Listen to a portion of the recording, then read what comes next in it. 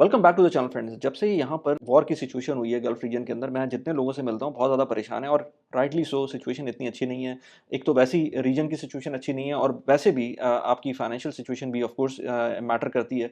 इसी वजह से मैंने कहा इस वीडियो को बनाना चाहिए क्योंकि मंथ का एंड था, 30th मार्च है जब मैं वीडियो बना रहा हूँ और मैंने अपनी रिकनसाइलेशन करनी होती है, मेरे मंथ के एक्सपेंसेस होते हैं। तो मुझे एक बड़ा अच्छा एक इंडिकेटर मिला।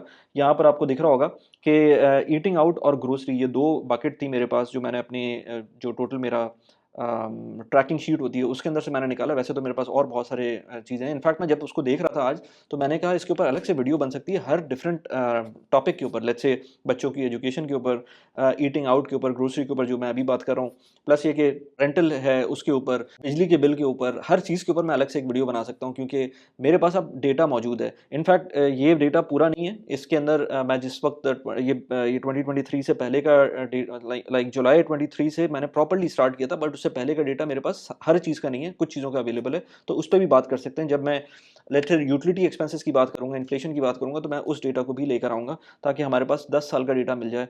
अगर हाउस होल्ड डेटा है तो वो मिल जाएगा। लेकिन इस वक्त मेरे पास ईटिंग आउट और ग्रोसरी के अंदर एक पॉइंटर नज़र आया, तो मैंने कहा उसके ऊपर एक वीडियो बननी चाहिए। आप यहाँ पर देख रहे हैं कि ये मई के अंदर, सॉरी मार्च के अंदर, अभी हम मार्च का डेटा मेरे पास पूरा हो गया है। तो मार्च के अंदर मुझको नज़र आ रहा है कि किस तरह से ये जो आप लाइन देख रहे हैं, ये पीछे कहीं भी चले जाएं इस 2.5 ईयर्स की जर्नी के अंदर, ये मार्च मेरे पास इससे बेहतर, यानी कि इससे कम खर्चा कभी नहीं हुआ था।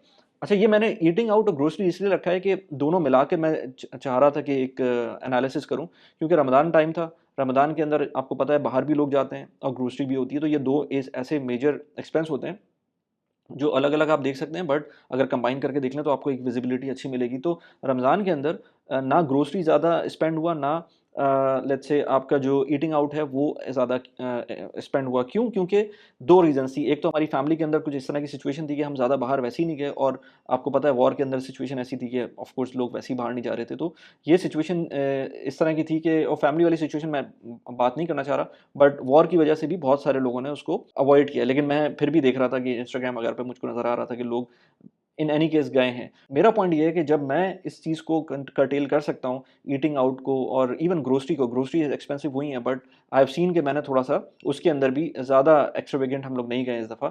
एक कॉन्शियसली नहीं गए और दूसरा वैसे ही पॉसिबल भी था, ऑल्दो कि आखिर में जाकर काफ़ी ग्रोसरीज़ एक्सपेंसिव हो गई थी due to this supply chain issue. But anyways I can see कि मेरा एक्सपेंस यहाँ पर कम हुआ है।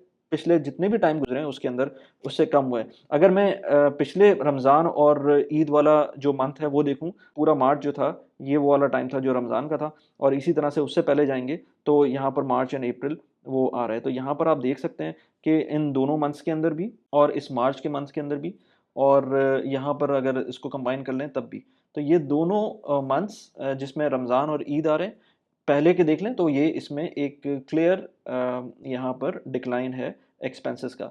अब पॉइंट मेरा यहाँ पर ये है बताने का कि आपके पास डेटा पूरा होना चाहिए, ट्रैकिंग एंड ट्रेसिंग का सिस्टम होना चाहिए।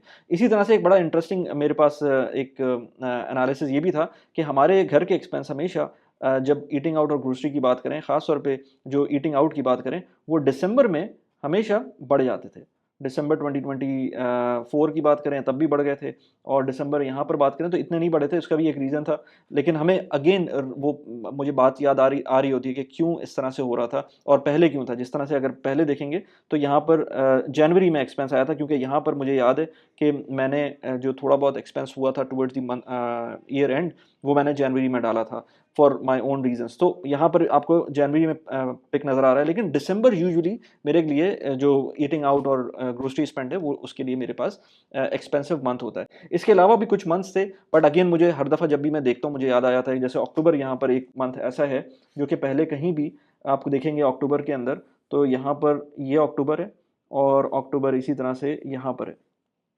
तो यहाँ पर आप देखेंगे ये वाला अक्टूबर, ये वाला अक्टूबर और यहाँ ये वाला अक्टूबर, तो यहाँ पर एक्सपेंसेस ज़्यादा थे क्योंकि हमें पता है कि हमने थोड़ा-सा बाहर गए थे और कुछ गेस्ट आए हुए थे, तो उनकी वजह से यहाँ पर एक्सपेंस हुआ था। सो ये डेटा मेरे पास मौजूद है, तो मुझको हर चीज़ समझ में आ रही होती है। अगर आपकी सैलरी 30% कम हो जाए, तब भी आप गुज़ारा कर लेंगे। बहुत सारे लोग होते हैं जो जिनके पास ये पॉसिबिलिटी होती है, उनके पास हेडरूम होता है। बहुत सारे लोग होते हैं जिनके पास नहीं भी होता। बट मैं समझता हूँ कि ज़्यादातर लोगों के पास हेडरूम होता है कि अपनी सैलरी से नीचे वो गुज़ारा कर सकते हैं। बट कभी सोचा ही नहीं होता कि अपनी लिविंग बियॉन्ड द मीन्स, क्योंकि लिविंग बियॉन्ड द मीन कोई एक इतनी अच्छी टर्म नहीं है जो लोगों को अच्छी लगे। और हमेशा लोग चाहते हैं कि अपनी फुल पोटेंशियल के ऊपर लाइफ को एन्जॉय करें, which is fine for those people. But अगर आप मेरा चैनल देख रहे हैं, तो मैं हमेशा इस चीज़ को एडवोकेट करता हूँ कि आपको लिविंग बिलो द मीन रहना चाहिए। और ये जो वॉर का टाइम है, इसके अंदर हमें नज़र आ रहा है, इसका फ़ायदा हो रहा है। मैं जब गाड़ी की वीडियो बनाऊँगा ना, तो उसके अंदर मेरे पास और बहुत सारे पॉइंट्स हैं इन चीज़ों पे बात करने के। बट यहाँ पर मैं आपको प्रैक्टिकल 9 स्टेप्स बताऊँगा जिसको यूज़ करके मुझे फ़ायदा हुआ, और अगर आप उसको फ़ॉलो करेंगे तो डेफ़िनिटली उनमें आपको भी फ़ायदा होगा। So without further do, let's begin.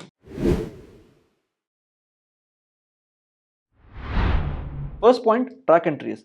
इससे कोई इनकार कर ही नहीं सकता कि track and trace is really important. ये जो आपको नंबर्स नज़र आ रहे हैं, ये ट्रैक एंड ट्रेस की वजह से हैं। मुझको नज़र आता है कि चैट जीपीटी की जो सब्सक्रिप्शन मैंने ली हुई है, पिछले 6-8 महीने से मैं उसको 6-8 महीने से क्या, ऑलमोस्ट डेढ़ साल से मैं उसको पे कर रहा हूँ। उसका फ़ायदा मुझको नहीं है, क्योंकि वो मेरी ऑलमोस्ट 70 दिरहम्स की एक्सपेंस जा 77 दिरहम्स का शायद एक्सपेंस है।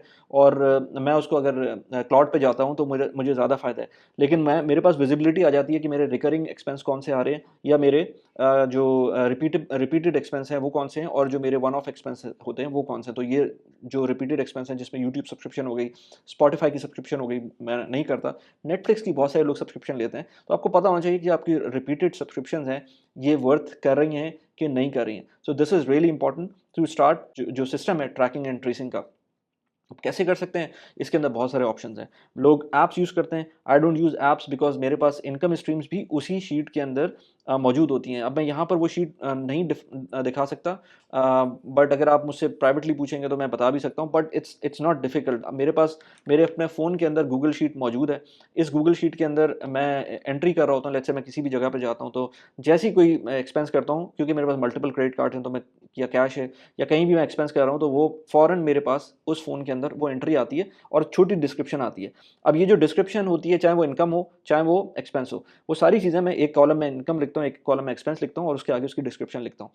जब साल का, और उसके अंदर कुछ ऐसी चीज़ें होती हैं जो रिकरिंग होती हैं। उन रिकरिंग चीज़ों को मैं लेकर जा रहा होता हूँ, और उन रिकरिंग चीज़ों को मैं एक फ़िक्स किस्म की लाइन आइटम्स है उसके अंदर डाल रहा होता हूँ, और महीने के एंड के ऊपर मैं उन चीज़ों को कंपाइल करता हूँ, रिकंसाइल करता हूँ शीट को, और उसके बाद इस तरह का डेटा मुझको मिलने लगता है। पिछले साढ़े 3 साल का, 3 साल का, whatever the data I have with me. और उसको कभी बैठकर एक दफ़ा ज़्यादा टाइम भी लगा सकते हैं, वरना महीने के एंड के ऊपर आधा घंटा आप लगा लें, that's more than enough.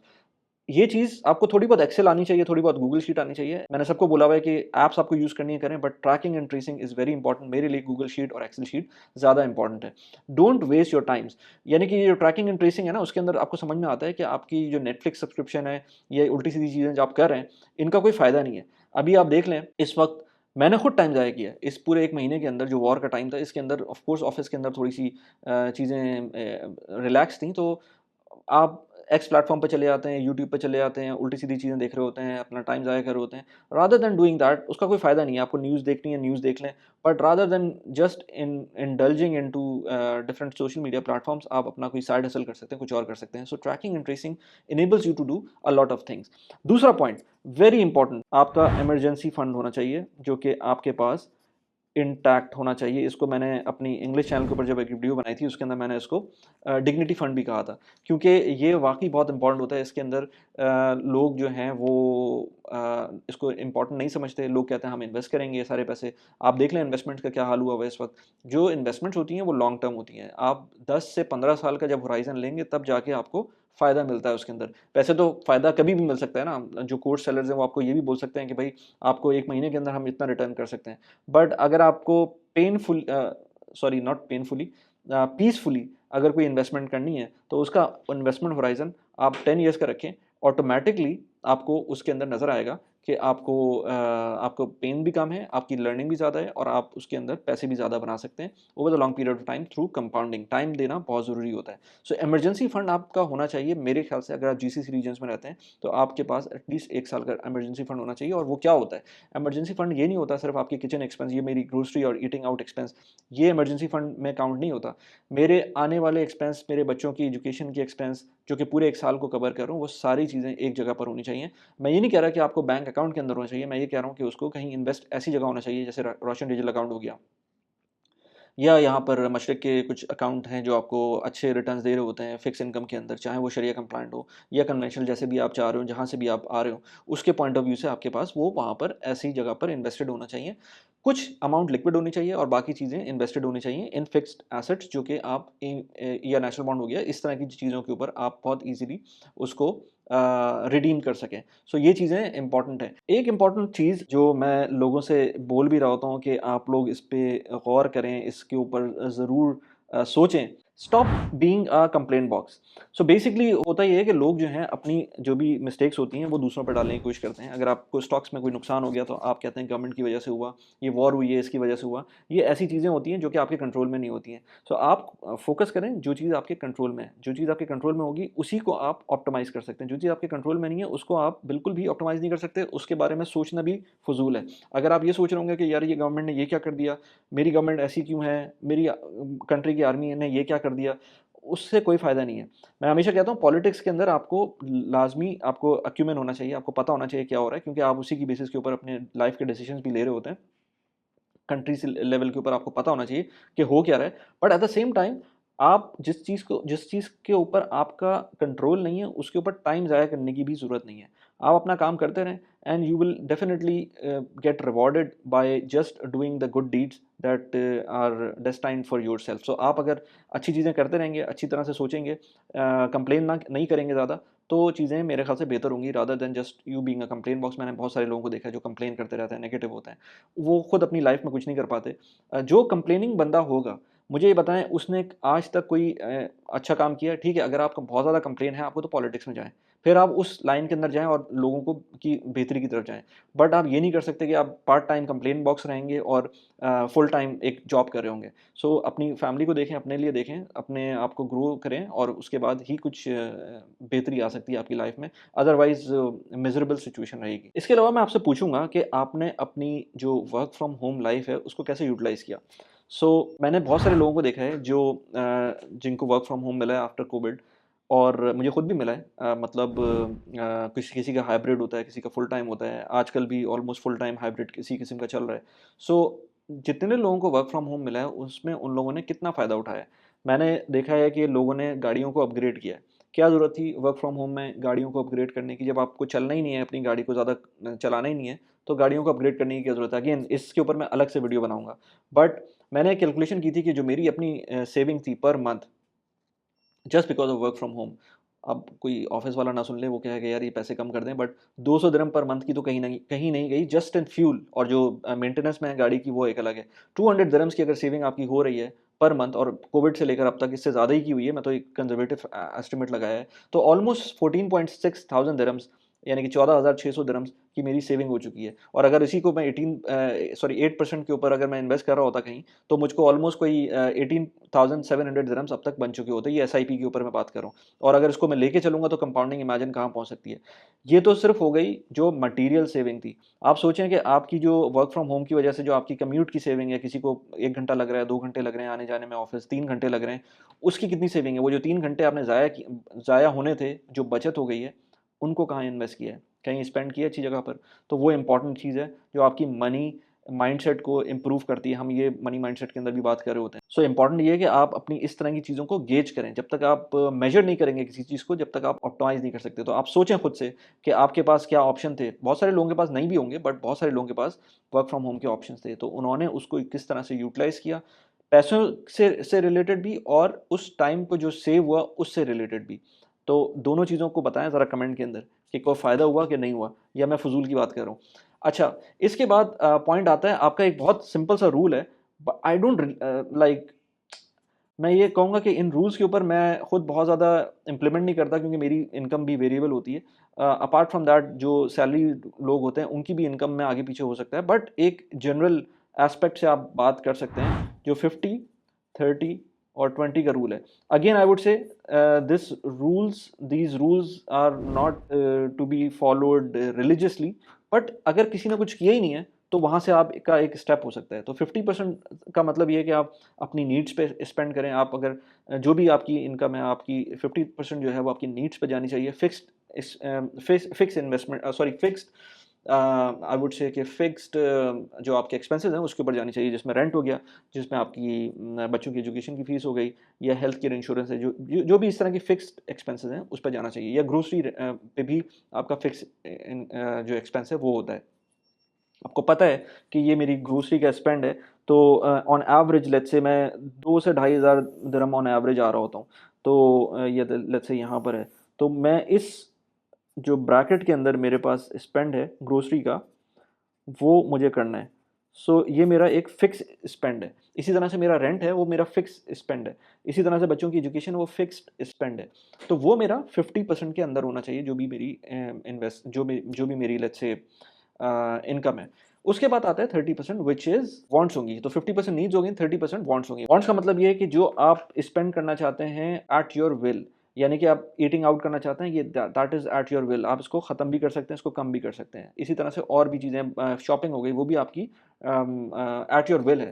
So this comes at इन 30%। इस चीज़ को आप 30 और 50 को मिला भी सकते हैं, या फिर आप इसको इंडिपेंडेंटली इस तरह चला सकते हैं। अगेन एज आई सेड कि ये कोई रूल ऑफ थंब नहीं है, but something to start with. And 20% लोग जो हैं वो स्पेंडिंग इस इन्वेस्टमेंट्स कर सकते हैं, जो कि मेरे ख्याल से कम है, इससे ज़्यादा लेवल की होनी चाहिए। ये 50-30-20 का रूल बना हुआ है, उसको मैंने कहा बता देते हैं, बट मेरे ख्याल से जब आपके पास इमरजेंसी फंड एलोकेटेड हो, उसके बाद आप 20% को इन्वेस्ट करना शुरू कर दें।